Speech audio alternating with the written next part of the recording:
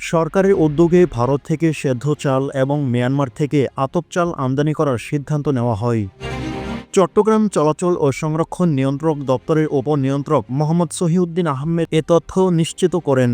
তিনি গণমাধ্যমকে বলেন, মিয়ানমার থেকে প্রথম চালানে 22,000 মেট্রিক টন আতপ চাল এবং 14 জানুয়ারি চট্টগ্রাম বন্দরে পৌঁছাবে। ভারত থেকে প্রথম চালানে 24,690 মেট্রিক টন সেদ্ধ চাল নিয়ে জাহাজ এমভি টাইসন ড্রিম গত 26 ডিসেম্বর চট্টগ্রাম বন্দরে পৌঁছায় এবং চাল খালাস সম্পন্ন করা হয়। দ্বিতীয় ধাপে আরও 27,000 মেট্রিক টন সেদ্ধ চাল 10 জানুয়ারি চট্টগ্রাম বন্দরে পৌঁছানোর কথা। অন্ধ্রপ্রদেশ কানিপাড়া বন্দর থেকে এ চাল বোঝাই জাহাজ 7 জানুয়ারি বাংলাদেশের উদ্দেশ্যে রওনা দেবে। অন্যদিকে মিয়ানমার থেকে মোট 1,05,000 মেট্রিক টন আতপ চাল আমদানির পরিকল্পনা করা হয়। প্রথম চালানে 22,000 মেট্রিক টন চাল চট্টগ্রাম বন্দরে পৌঁছানোর পর বাকি চালানে ধাপে ধাপে দেশে আসবে।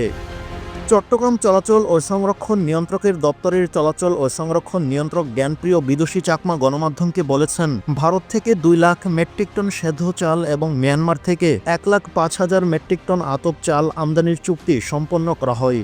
সরকারের এই চাল আমদানির উদ্যোগ চালের বাজার স্থিতিশীল রাখতে গুরুত্বপূর্ণ ভূমিকা রাখবে বলে আশা করা হয়। ভারত এবং মিয়ানমার থেকে চালের ধারাবাহিক সরবরাহ নিশ্চিত হলে দেশের চাহিদা পূরণের পর সংকট এড়ানো সম্ভব হবে।